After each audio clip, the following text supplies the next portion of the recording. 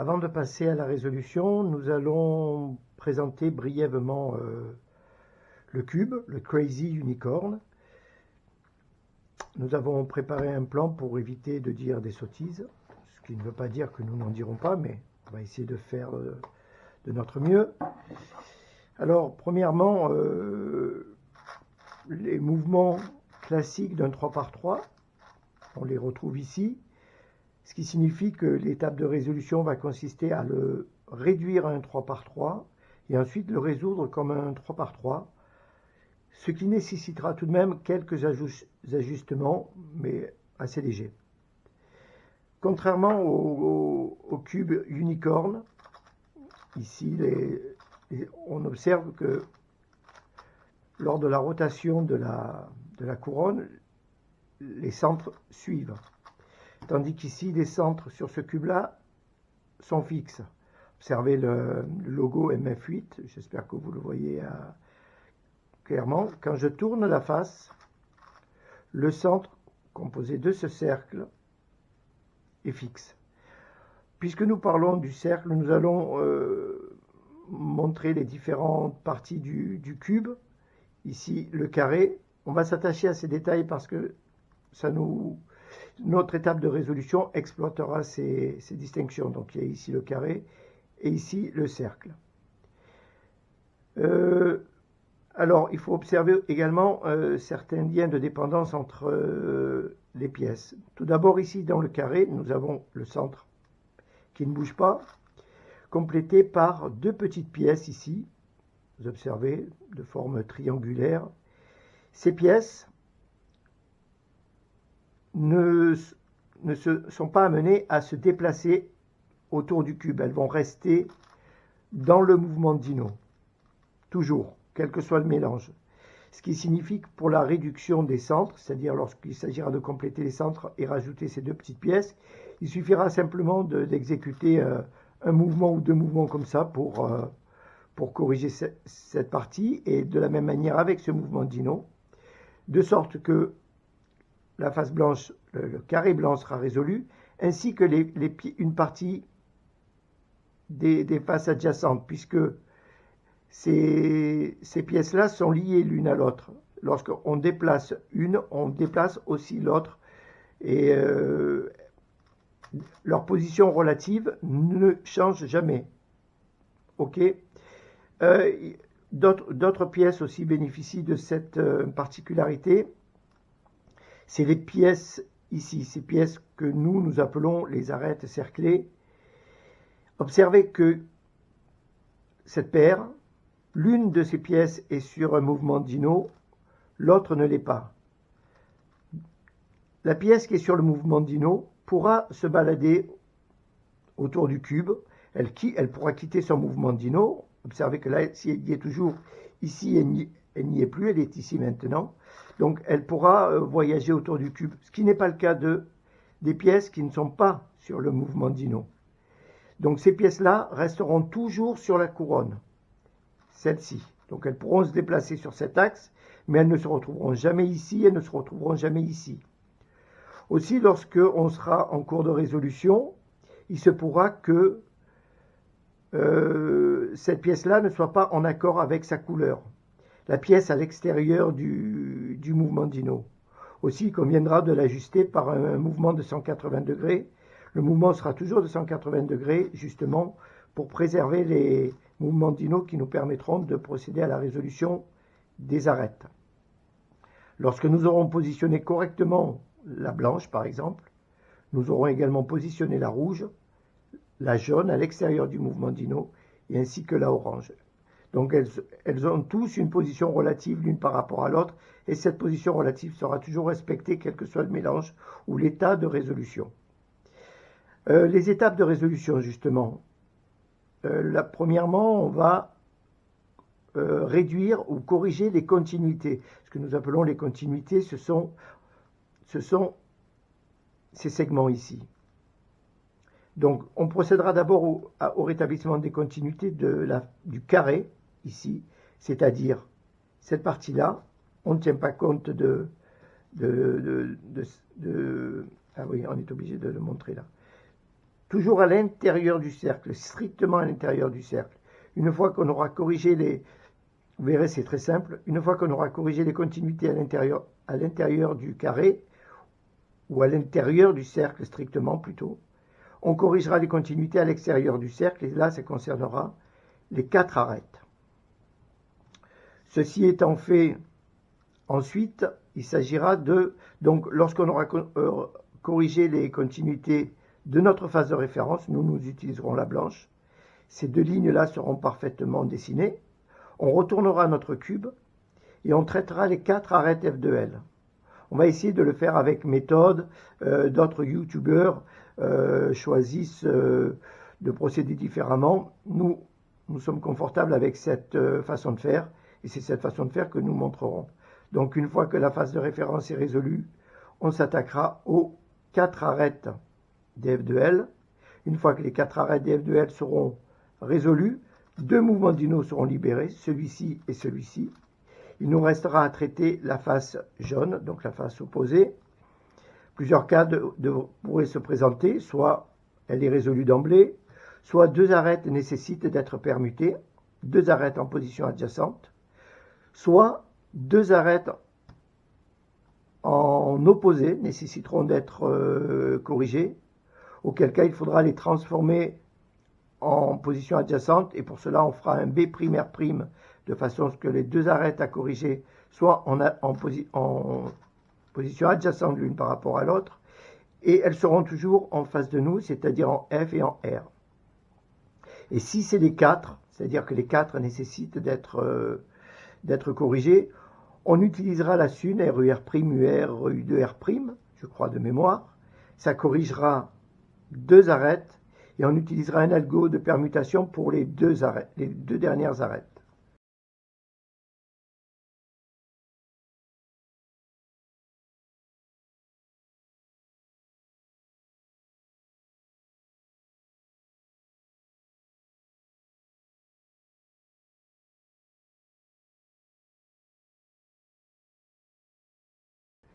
Ensuite, on procédera comme avec le cube unicorne, la réduction des arêtes, exactement de la même façon. Et ensuite, on finira par la résolution du 3 par 3 avec les ajustements idoines que nous montrerons au moment de l'étape de résolution. Voilà, ben il est temps de commencer. Nous allons procéder au mélange du cube.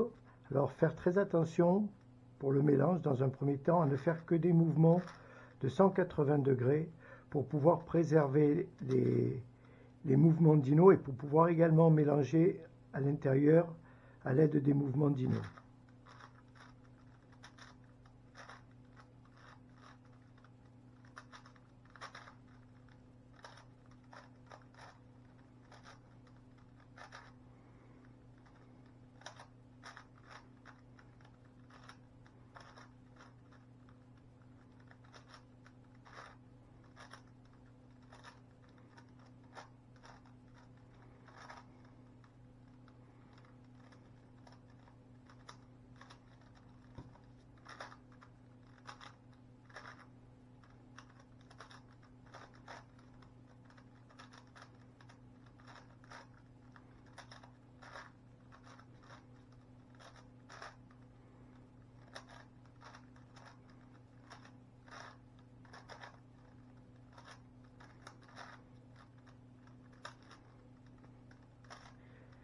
Une fois qu'on estime le cube suffisamment mélangé,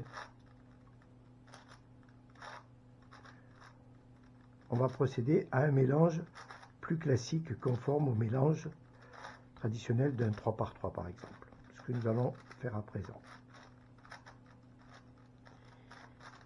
Et là, vous observez que nous avons cassé les mouvements dino. Et donc, c'est la raison pour laquelle, dans un premier temps, on s'assure de ne faire que des mouvements de 180 degrés ou des mouvements doubles.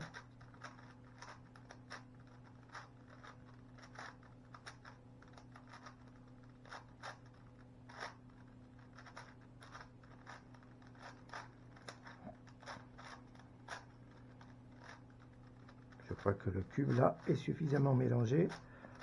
On va pouvoir commencer la première étape de résolution.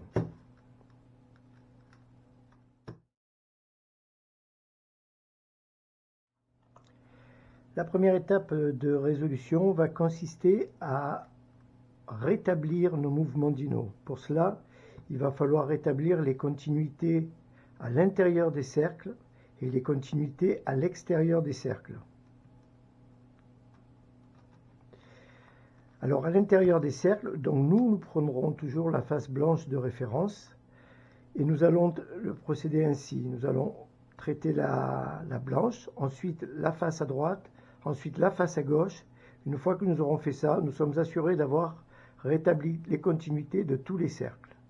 Donc, pour rétablir les continuités, donc à l'intérieur du cercle strictement, ici, celle-ci est bonne, celle-ci est bonne, celle-ci n'est pas bonne et celle-ci n'est pas bonne.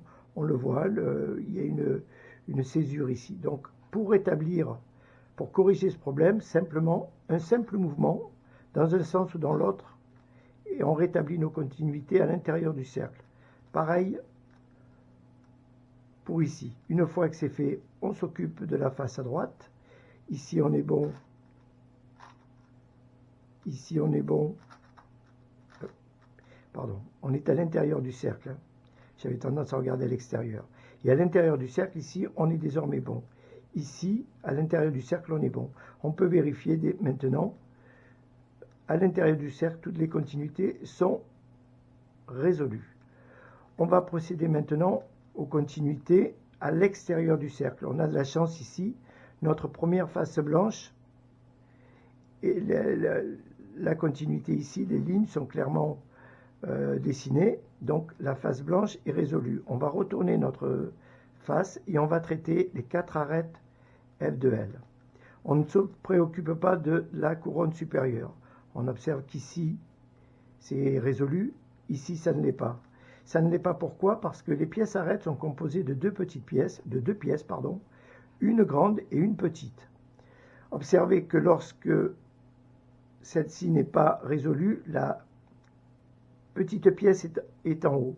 Eh bien, pour le résoudre, il va falloir inverser cette orientation et placer la petite pièce en bas. Mais on ne va pas le faire avec cette arête, forcément, puisqu'elles ne sont pas encore résolues. On va en prendre une qui se trouve sur notre face supérieure et on va la positionner de sorte que la petite pièce arrive en bas. Ici, par exemple, ce simple mouvement permet de résoudre la continuité. Attention, hein, on parle bien de cette partie-là. On continue, on procède.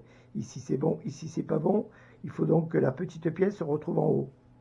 Donc, la petite pièce se retrouve en haut. Hop. Ici, c'est résolu.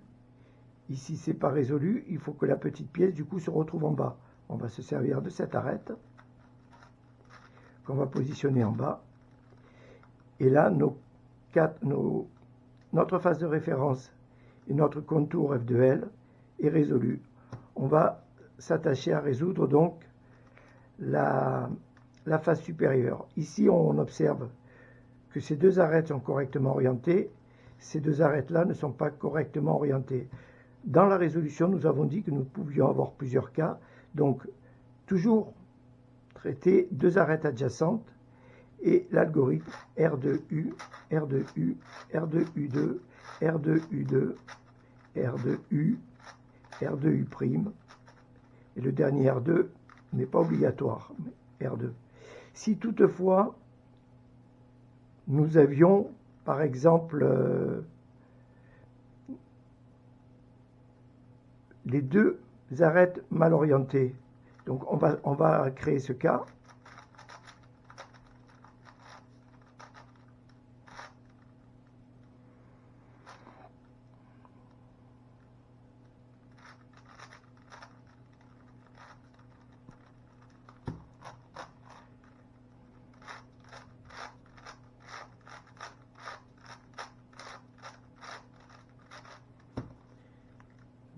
Je m'assure de ne pas avoir fait de bêtises parce que c'est un peu bloqué. Donc là, nos 4 arêtes sont mal orientées. On le voit ici, c'est pas bon. Ici, c'est pas bon. Ici, c'est pas bon. Et ici, c'est pas bon. Quand c'est comme ça, plutôt que de faire 2 fois l'algorithme de permutation, on va d'abord faire une sune, n'importe comment. on le prend au hasard, RUR', UR, U2R', qui va corriger deux arêtes. Et ensuite, selon comment est orienté les deux dernières arêtes adjacentes, à permuter, on les place en F et R, R de U, R de U,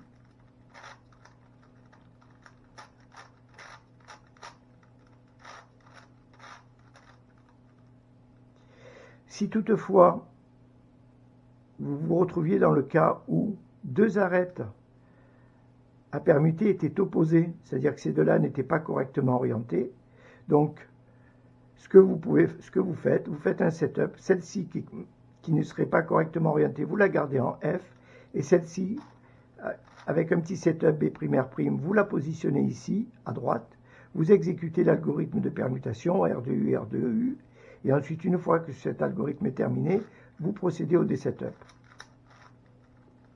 Et nos 4 mouvements dino sont rétablis. On va pouvoir passer à la réduction des centres, tout de suite, qui va se faire d'ailleurs très simplement. D'ailleurs, on va le voir de suite. On prend notre centre de référence, ici, et on ne se préoccupe pas de chercher la pièce blanche. On va tourner le mouvement dino jusqu'à ce que la pièce blanche arrive. Une fois que celle-ci est en bonne position, on a résolu cette partie, cette partie. On fait exactement pareil ici. Ici, on sait que c'est résolu ici et ici. On retourne le cube et on va faire par... Eh bien voilà, les jaunes étant résolus, nos centres, c'est-à-dire à l'intérieur du carré strictement, sont tous résolus de la même couleur.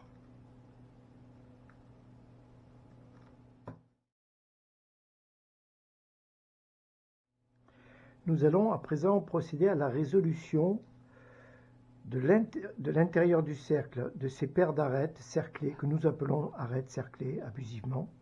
Et nous allons procéder de la sorte. Nous allons travailler depuis notre phase de référence.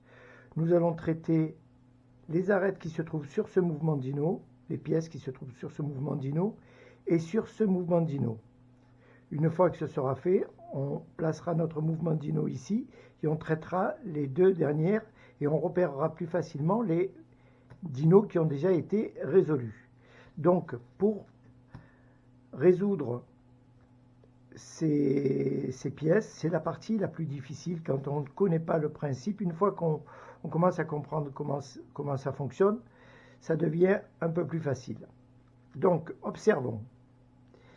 D'abord, on s'assure de placer la pièce qui n'est pas sur le mouvement dino en accord avec son centre couleur. Ici, on est correct. Donc, on sait que la pièce ici est aussi sur son centre couleur, etc. Donc, ici, on souhaite placer la vert rouge. Donc, il va s'agir de rechercher la vert rouge sur les 3 mouvements dino. Ce que nous allons faire à présent. Ici, on voit une pièce vert rouge, mais pour que ces deux pièces fonctionnent en paire, elles doivent être nécessairement sur la même couronne de transfert. Vous voyez par exemple ici la vert blanche, ce sera sans doute une paire que nous aurons besoin d'utiliser et ce sera la bonne paire puisqu'elle se trouve sur la même couronne de transfert. C'est-à-dire que lorsqu'on déplace une pièce, on déplace l'autre pièce de la même façon. Donc, nous, c'est la vert rouge que nous cherchons. Nous, la voici, rouge, vert. On la repère parce que elle est sur la même couronne de transfert. Pour la faire venir ici, il va falloir la positionner sur cette couronne. Lorsqu'on aura correctement positionné l'une d'elles, la deuxième sera nécessairement sur la bonne couronne. Observez, la vert et la rouge. On va faire ce mouvement, une sorte de setup. La vert est ici, la rouge est ici. On observe que lorsqu'on va faire un mouvement U2, puisqu'on fera toujours des mouvements doubles, la vert va venir se positionner ici. Donc, ce que nous allons faire, nous allons amener la destination ici, par ce mouvement. Nous allons faire notre mouvement U2 et nous faisons notre desetup. La vert rouge est placée. On n'oublie pas de rétablir ici les centres. Et on va procéder ainsi. Donc, vert rouge, c'est fait. On va à présent traiter la vert blanche. Mais observez qu'ici, la pièce hors du mouvement dino, à l'extérieur du mouvement dino, n'est pas la bonne. Et on ne s'étonnera pas d'y retrouver la pièce en opposite color, c'est-à-dire blanc opposé au jaune, puisque c'est toujours des mouvements doubles. Ici, elle est correctement positionnée. On sait désormais que les autres seront correctement positionnés. On recherche donc la blanche, verte, qu'on va devoir positionner ici. On recherche la blanc verte. Alors la blanc vert se trouve ici. D'accord? Donc là, un peu plus délicat que lorsque c'était ici. Il va falloir donc, la couronne de transfert, c'est celle-ci, puisque c'est celle-ci qui va pouvoir amener les pièces sur ce mouvement dino et procéder à la permutation. Observez que lorsqu'on exécute ce mouvement, ces deux pièces-là ne bougent pas. Donc on n'a pas besoin de faire de setup à ce stade. Donc on va devoir positionner la vert et la jaune de sorte qu'elles se retrouvent sur cette couronne-là. Jaune et vert. Et on n'oublie pas qu'à la place de la jaune, on devrait y mettre la blanche. Un mouvement double. À la place de la jaune, on y met la blanche. On ne regarde pas la deuxième, elle sera automatiquement correctement positionnée.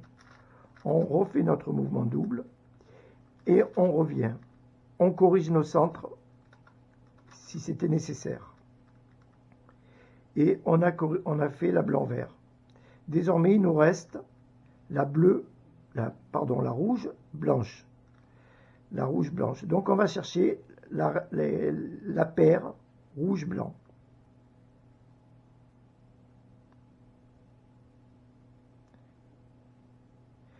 Voici, elle est ici.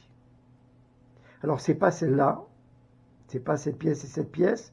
Observez que celle-ci, lorsqu'elle se déplace, la blanche, la rouge ne se déplace pas. Elles ne peuvent pas être en paire. En revanche, celle-ci suit le mouvement. Donc c'est bien notre paire ici. Donc ce qu'il va falloir faire, il y a plusieurs façons de faire, mais soit amener cette pièce ici et procéder à la permutation, soit amener l'emplacement ici et procéder à la permutation. Mais observez que si on amène cet emplacement par un double U2, les deux pièces que nous cherchons à placer vont se déplacer également. Or, et elles vont se retrouver ici, on ne pourra pas faire notre permutation. Donc il va falloir faire un setup, n'importe lequel, de sorte qu'elles quittent cet axe. Et là, elles se retrouvent ici, vert rouge. Donc, on peut amener ici nos deux zones de destination en gardant en mémoire que la rouge va prendre la position de la bleue. On fait notre U2, la rouge prend la position de la bleue, la rouge est là, donc on fait ce mouvement. Et là, on a correctement placé la blanc-rouge et observez que notre premier mouvement dino en contact avec la face blanche est résolu. On va faire donc le deuxième, ici, et on gardera toujours en mémoire la position du premier résolu, d'abord pour éviter de casser ce qu'on a déjà résolu, mais surtout pour nous faciliter la recherche. Ainsi, lorsque nous allons devoir rechercher nos pièces, on sait que nous n'aurons pas à chercher ici, elles ne peuvent pas y être. On s'assure que la pièce en dehors du mouvement dino est bien positionnée sur sa couleur. Ici, ce n'est pas le cas. Un mouvement de 180 degrés et on observe que ces deux sont résolus. Donc, on va orienter notre cube de sorte de résoudre les deux derniers. On repère le mouvement qui a été effectué. Donc, le mouvement dino déjà résolu est ici. Donc, désormais, pour résoudre la bleue-orange, on ira chercher ici ou ici. On commence à regarder. Ici, je ne la vois pas. Et ici, je la vois. Bleu-orange, ici. Elle est bien sur la couronne de transfert. Et elle est correctement positionnée pour remonter ici. La bleue va arriver ici. On va positionner la destination, c'est-à-dire cette zone ici, pour accueillir la pièce. Et on n'a pas besoin d'effectuer de setup, de desetup. On n'a pas altéré le premier mouvement dino qui a été complètement résolu. Donc ici on est bon, on va retourner notre cube, on s'assure de la correspondance, c'est bon, donc il va falloir placer la blanc-bleu. On repère le dino qui a déjà été résolu, donc on va rechercher la blanc-bleu ici ou ici. J'observe qu'elle est ici et elle est idéalement placée puisqu'elle est déjà sur la couronne de transfert qui va amener la pièce ici. Donc la destination est là, on positionne notre cube, on revient et on fait le desetup. Ici, on n'a pas besoin de procéder au desetup. Et là, on va terminer en résolvant la orange-blanc. Le premier dino résolu, c'est celui-ci. Donc, on ne recherche pas ici, on va rechercher ici la dernière pièce. La dernière pièce que nous recherchons, c'est la orange-blanc. Elle est ici, blanc-orange. Donc, pareil que tout à l'heure, le transfert va se faire avec cette couronne. Or, la blanc-orange va se déplacer également. Donc, on va protéger nos deux pièces, blanc-orange, de sorte qu'elles ne sont pas affectées, qu'elles ne se déplacent pas lorsqu'on va amener notre jaune et vert pour accueillir les nouvelles pièces, c'est-à-dire à la place du jaune, le orange. Le jaune est là, le orange est là. On place et on ramène. À présent, on a bien notre dino ici en contact avec la couronne blanche résolue et notre deuxième dino résolu. On va positionner dans un premier temps notre face blanche sur la gauche pour garder en mémoire que les deux dinos résolus sont à gauche. Donc on va travailler avec ce dino-là et ce dino-là pour terminer la résolution des dinos en contact avec la face. Nous allons à présent procéder à la résolution des deux derniers dinos qui sont en contact avec la face jaune. On garde toujours en mémoire, je le rappelle, les deux dinos déjà résolus, ils sont ici et ici. Donc le travail pour cette étape-là, ce sera entre ce mouvement dino-là et celui-ci. On recherche, donc la pièce hors du mouvement dino est correctement orientée. Tout à l'heure, je ne l'ai pas dit, mais vous observez ici que ça a l'air correctement résolu ici. Mais ça ne l'est pas en réalité, car pour qu'une paire ici soit résolue, il faut que cette paire soit résolue, et ce n'est pas le cas. Donc, il y a un autre orange-jaune quelque part, rouge-jaune, pardon. Il y a un rouge-jaune qui va se positionner ici et ici. Donc, si la pièce à l'intérieur du dino est bien en accord avec l'autre pièce à l'extérieur du dino, mais que sur la face à traiter, l'autre face à traiter, ce n'est pas le cas, on peut considérer que ce n'est pas résolu. Donc, on va rechercher notre pièce rouge, jaune, pas ici et pas ici. Donc, forcément, elle sera soit ici, parce que la pièce en question peut être sur le mouvement dino en cours de résolution, mais mal orientée. Ici, a priori, ce n'est pas le cas, la rouge-jaune. Donc, on va la chercher ici. Et elle est là, la rouge-jaune. Donc, elle n'est pas sur la bonne couronne de transfert, puisque pour remonter ici, il faudrait qu'elle soit sur celle-ci. Donc, rouge-jaune, on va la positionner de sorte que la rouge et la jaune soient bien sur cette couronne-là. La rouge va arriver ici, donc on va amener la destination ici par ce mouvement-là, R2, et non U2, tout à l'heure j'ai dit U2, je ne sais pas pourquoi, R2, et une fois que c'est fait, on revient, on rétablit ici notre mouvement et on corrige les centres s'il y avait besoin. Rouge-jaune, c'est fait. Observez maintenant que nous allons retourner notre cube pour nous placer comme ça. Donc les mouvements dino qui ont été résolus vont se déplacer. Il faudra les repérer. Autre chose aussi, on peut tout à fait continuer à travailler comme ça et corriger ces deux pièces en restant dans cette orientation. C'est-à-dire corriger, amener la bleue, rouge ici. Nous, pour garder une certaine cohérence, on va avoir adopté toujours la même position de résolution, c'est-à-dire on travaille en F et R. On repère où sont placés nos deux dinos résolus, ici.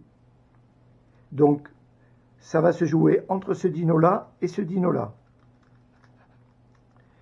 Ouais, c'est un peu absurde de chercher le repérage. On est sur la face jaune, on travaille toujours en diagonale. Donc, dans la mesure où les deux dinos en contact avec la face blanche sont résolus, on travaille avec ces deux dinos-là. Bleu, rouge, donc on va chercher bleu, rouge. Bleu, rouge est ici. Et en exécutant un U2, les deux pièces ne vont pas se déplacer. Donc, elles sont sur un emplacement qui ne nous dérange pas. Donc, on va pouvoir procéder à notre permutation. En gardant en mémoire qu'à la place de la orange, on va y placer la bleue. Donc, on fait notre mouvement double.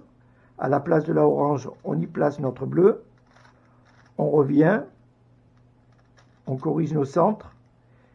Nos bleus rouges sont correctement faits. Il nous reste maintenant à résoudre ici. La remarque de tout à l'heure, vous vous souvenez, ici c'est pas résolu, parce qu'ici ça n'est pas résolu. Donc il va falloir chercher la jaune-vert. Et donc là, notre centre jaune se trouve comme ça, on n'est plus comme ça. Donc les dinos déjà résolus sont ici. Donc on va travailler avec ce dino-là et ce dino-là. Et là, nous cherchons la jaune-bleue. La jaune-bleue est ici. Donc, ce qu'il va falloir faire, c'est amener la vert-jaune sur cette couronne de transfert, parce que là, pour l'instant, elles sont sur celle-ci. Or, pour aller ici, il faut qu'elles se retrouvent ici et pouvoir suivre le mouvement F2. Donc, la jaune-vert, on observe jaune-vert. Donc, à la place de la jaune, il faudra y placer la jaune. Et on fait la jaune-bleue. C'est donc celle-ci et celle-ci. Attendez. Ah non, elles vont se déplacer là.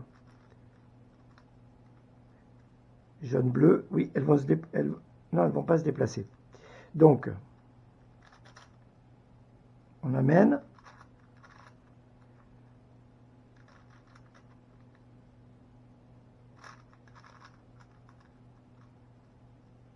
J'ai pas commenté parce que j'étais pas sûr de mon mouvement. C'est correct. On rétablit nos centres. Et ce mouvement de dino là est résolu. On observe que nos mouvements dino en contact avec la face blanche n'ont pas été altérés et sont toujours résolus. Il nous reste donc un dernier mouvement dino à résoudre. Ce sera celui-ci.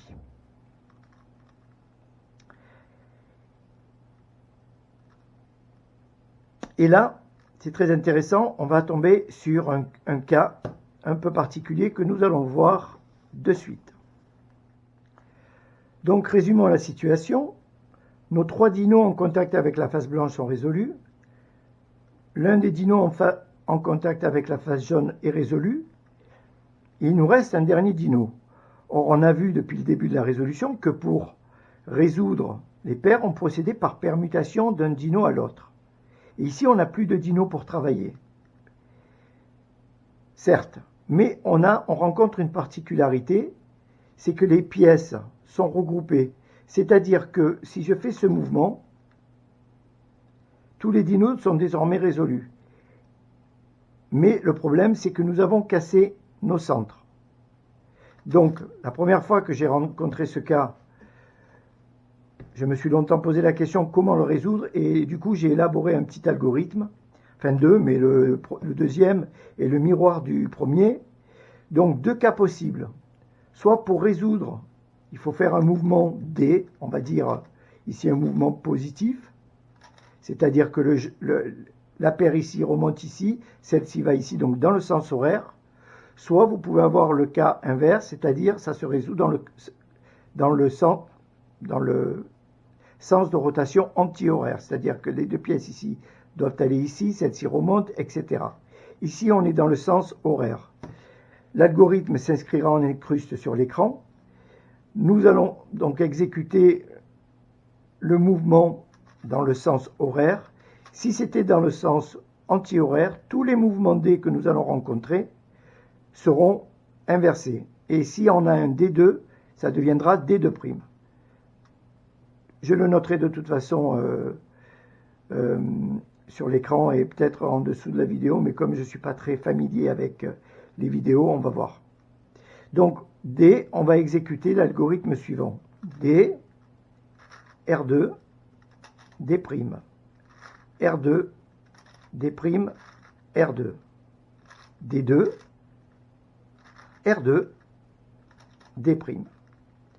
Et on a résolu notre problème, c'est-à-dire que les arêtes cerclées, c'est des paires d'arêtes, sont résolues et les centres sont également résolus. Ce qui termine la phase de résolution des cercles, qui est la plus difficile, il me semble. Et tous nos cercles sont désormais résolus. Et on va passer à l'étape suivante, qui se fera sans commentaire, je préfère, puisqu'on a déjà vu la résolution avec ce cube-là et que c'est exactement le même principe.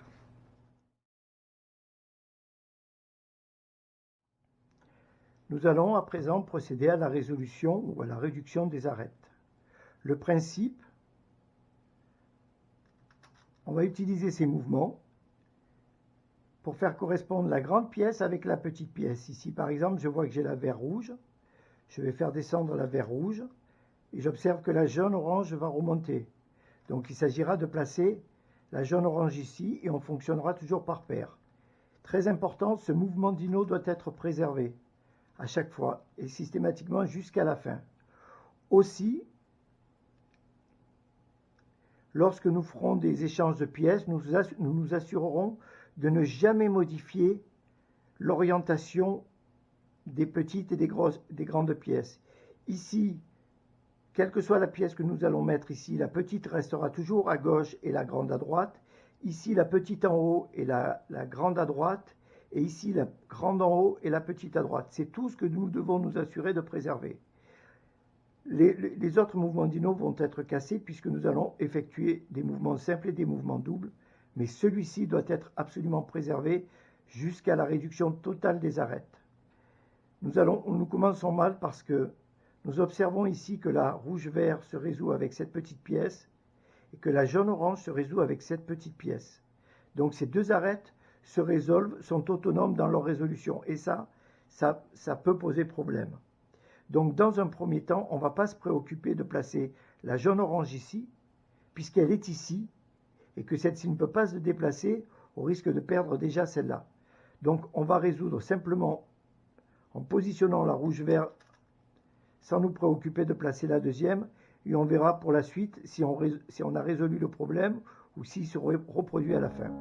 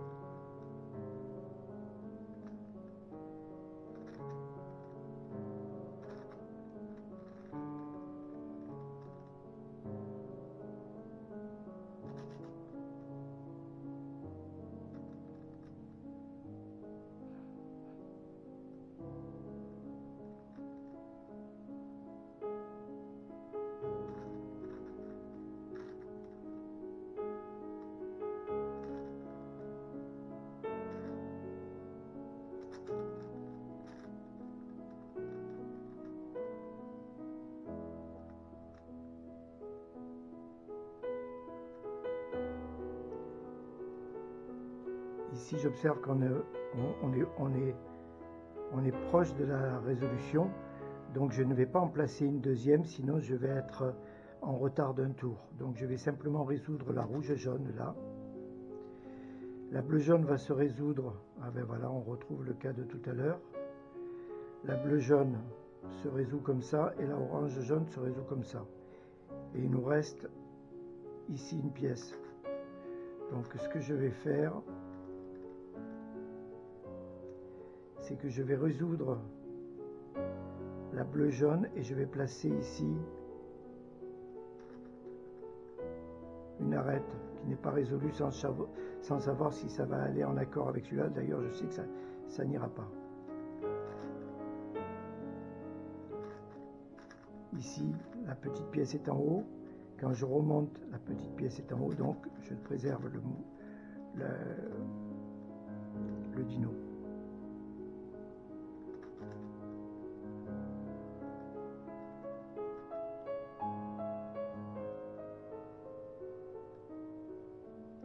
Ici, le sens de rotation, ça va être des primes pour rétablir nos centres. Le bleu-jaune va aller ici. Le vert-orange va aller ici. Donc là, je pense qu'on a réglé le problème, vert-orange.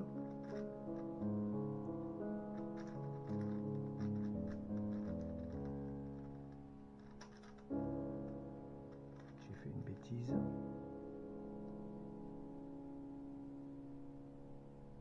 Ah oui, le sens de rotation, le bleu-jaune doit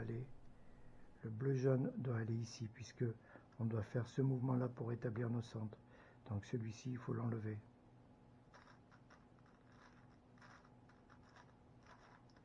Et le bleu-jaune doit aller ici.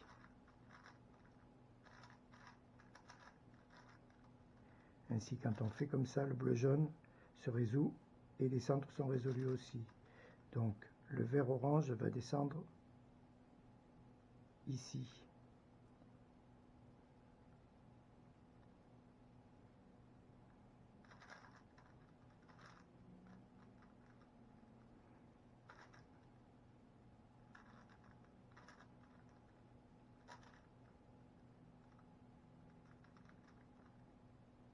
Et toutes nos arêtes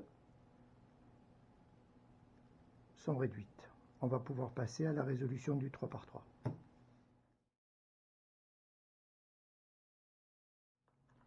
Nous voici donc à la dernière étape de résolution du cube Crazy Unicorn. On vient de finir la réduction des arêtes. On va rétablir un petit peu ce qui a été défait. Donc ici, voilà, de façon à ce que nos centres soient corrigés. Et donc, pour résoudre, on va commencer par la croix. Et celle-ci va être faite d'une manière un peu particulière.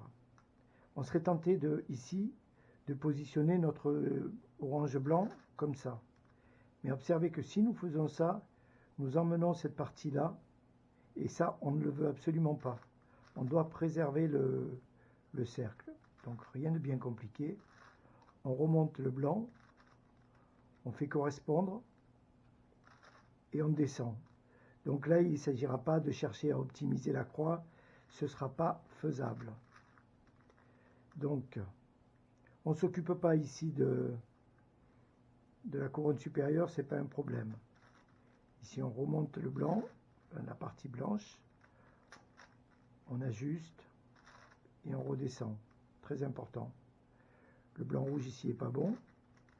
Voyons si on peut placer le blanc-bleu. Non, le blanc-bleu est mal orienté, donc il va nécessiter d'être réorienté. Donc on s'en occupera tout à l'heure. Donc on remonte le blanc. On va procéder à l'orientation de suite.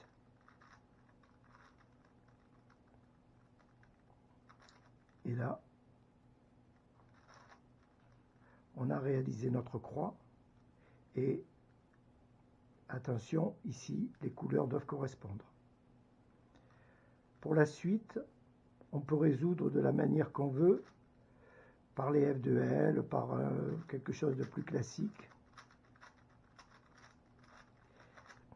Mais le cube ne nous interdit pas d'utiliser les F2L pour le résoudre.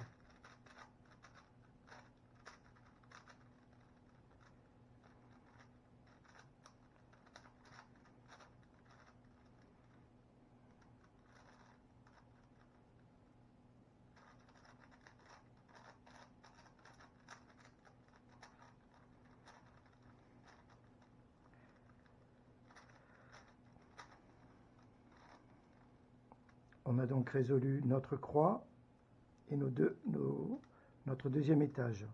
Ici, très important, il est absolument nécessaire, lorsqu'on arrive à ce stade, on va d'abord faire l'étape de l'OLL.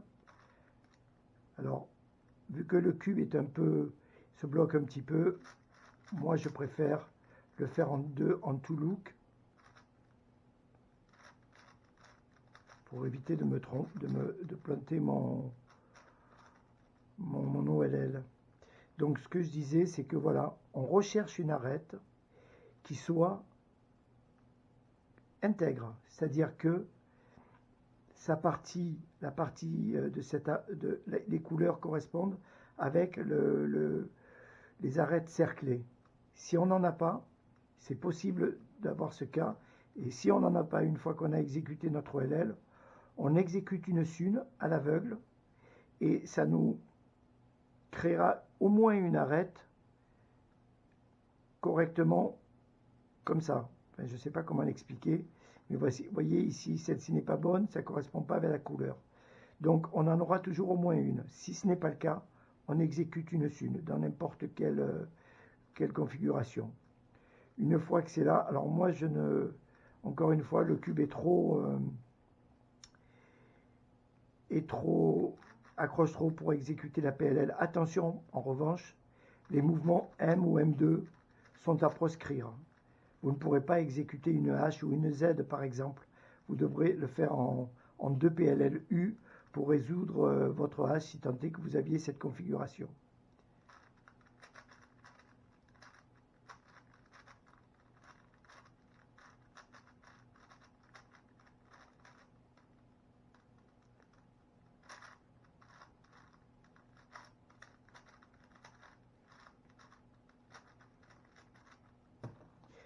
Le cube est à présent terminé. Et pour ceux qui